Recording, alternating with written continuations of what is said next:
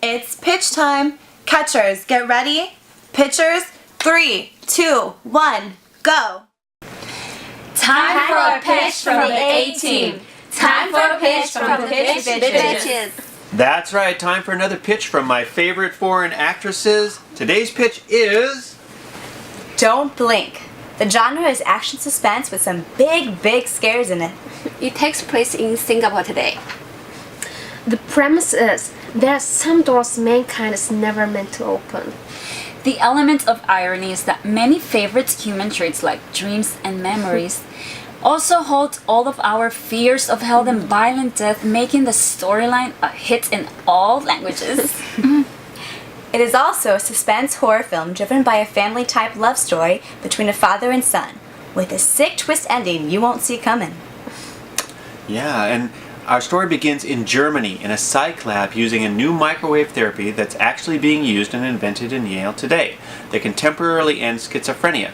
The doctors will test it on a psycho that thinks he's the keymaster, locking doors to portholes that hold back monstrous creatures. The doctors insist the psycho relax. He does. The moment the microwave beam hits his brain, he sees the world as we all do, normal. He has only 5 seconds of bliss before a hideous creature lurks through a portal from another reality and tears every human apart in seconds. Fade out. 5 years later in Singapore, girls. Our hero, Aaron, is a neuroscientist demanding permission to test on humans. He swears he can cure blindness with his optic nerve transplants. Hit it, girls. The Singapore Health Board rejects him. His boss Carl tells Aaron he's fired at the end of the month. This can't happen. He's got a son that's blind. This is his only hope. Yeah. We realize Aaron works in one of the Singapore-sponsored biotech research labs along with a dozen scientific geniuses. They are all hell-bent on inventing the next miracle drug or cure.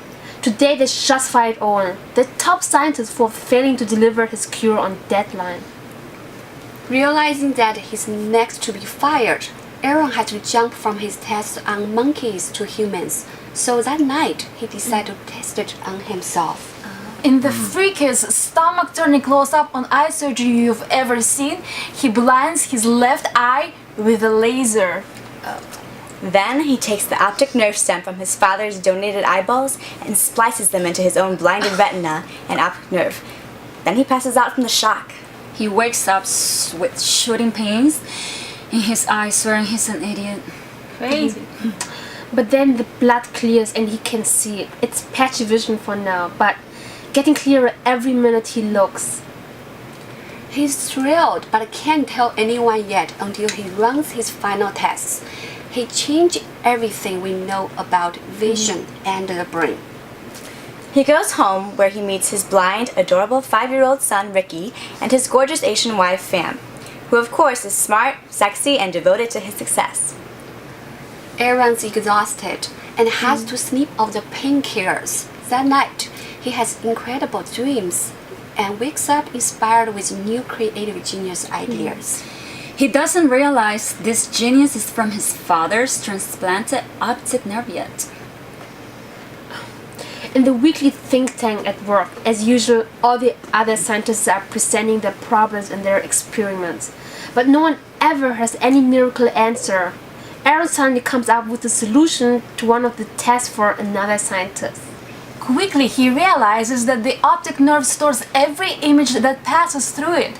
Transplanting lets him recall everything his father read or saw, and his father was a celebrated neurosurgeon. Aaron begins solving problems he should never understand. This impresses Carl, his boss, and Aaron is given a longer deadline, provided he takes Nathan, the genius graduate they need to steal from the competition, to Bora Bora as a bonus. Aaron tells Pham they have to take Nathan for a weekend in Bora Bora. After a weekend of luxury and sexy fun, Nathan signs on, but on a vacation, Aaron starts having stronger dreams that seem way too real. Genius comes with it, but now they are shocking. Did his dream just grab him? he can't stop now. He finds ways to grab stem cell cultures donated by all the other scientists, then incubates them to create optic nerve fibers, then adds them to his optic nerve. He's overwhelmed with memories the other scientists hold. He sees all the lies, terrible things they did, their fears, because these things haunt people. The darkness is terrifying, but when he focuses just right, the optic cells hold all the geniuses. And cut. Rolling 3, 2, sir. He's overwhelmed with memories the other scientists hold. He sees all the lies, terrible things they did, their fears, because these things haunt people. The darkness is terrifying, but when he focuses just right, the optic cells hold all these geniuses. Combined together, this genius of 6 scientists, Aaron could unlock the mysteries of the universe. There's only one scientist he trusts to tell, and that's Owen, the guy that was fired. But they just heard Owen committed suicide. Good things did come from it. Owen donated his eyeballs after he killed himself. Aaron gets him. But when he adds Owen's memories, he sees that his boss, Carl, killed him. That is Owen's biggest horrific memory. But now the door is open. All the repressed memories haunt Aaron. Then suddenly one strong memory Owen had breaks through into this dimension. It's wild dogs that almost ate him alive when he was camping. Now that Aaron's brain knows how to turn memories into reality, more horrifying events appear. He sees himself being born through his father's eyes 1 minute, then has to survive open heart surgery as he walks down the hall. He has to focus all his will on unlocking that door to the other reality before he has a heart attack from removing his heart. It's the freakiest thing you've ever seen. Nobody else can see it or knows it's happening to him. Terrifying set pieces assault him, and he finds out now they can tear him apart. The borders between reality and ancient storytelling breaks down. Mythology is a shared memory on a DNA level. Shared optic nerves make it into a reality, and a dominant one. His brain calls up even the history of mankind buried in the DNA of the ancestors buried in all cells. Time itself begins to break down. Aaron lives in terror, but has to act normal to finish the cure for his son. It's a race against time because this is driving him to insanity. Now we realize the suspense and horror movie, motivated by the love for his son.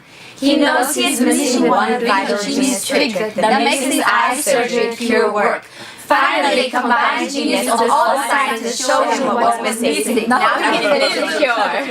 He has to learn how to lack out the memories long enough to surgically remove one of his eyes, splice out the perfect cure optic cells, and inject them into his son's eyes. Suddenly, Aaron hit his. I'm sorry. That's okay. That's okay. She did it? I'm sorry, I lost. When Aaron confronts her, she tries to kill him and he's almost locked out. Right when she's about to throw him off the 40th story balcony, he summons the memory of the giant eagles tearing apart Prometheus in mythology. They attack her. She's screaming and thrashing and carried into the sky. In a terrifying scene, Fam gets carried into another dimension to be ripped to shreds for eternity. It's the ekligste Ding, als ich jemals gesehen habe. Этот уровень воспоминаний переворачивает мир Эрона in a killer zone and demons and memories. Carl 意识到 Aaron 知道他所有的罪行，决定把 Aaron 杀掉。但是 Aaron 找到解决的方法，那就是将他马上放入他儿子的眼睛里去。 Uma operação repugnante. Aaron injects Mikey. I love you, Papa. Aaron sends Mikey away to United States. И сейчас Эрон должен уничтожить целую армию убийц. I've gone insane. Aaron realizes he can have demons carry Carl's security army into other dimensions. The final battle is a fantastic set piece of wild animals, set loose, murderous killers, and demons.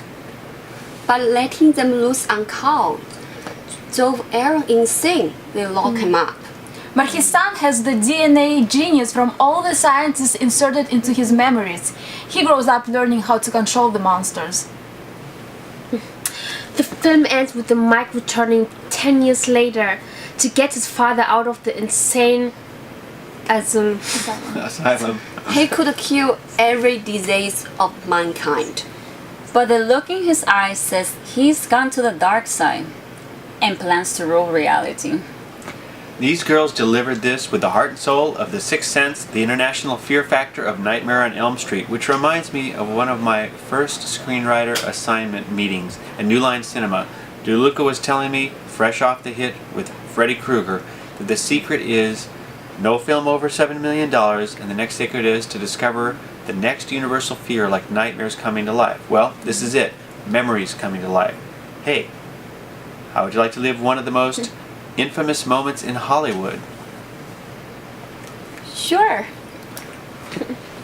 Well, pretend we're at a Christmas party and I'm the head of New Line Cinema. We're going to go over to the pool and only our silhouette can be seen by the party inside. That would be cool. Cut. You guys don't know what happened. Check out our other pitches at www.sexiestscreenwriteralive.com.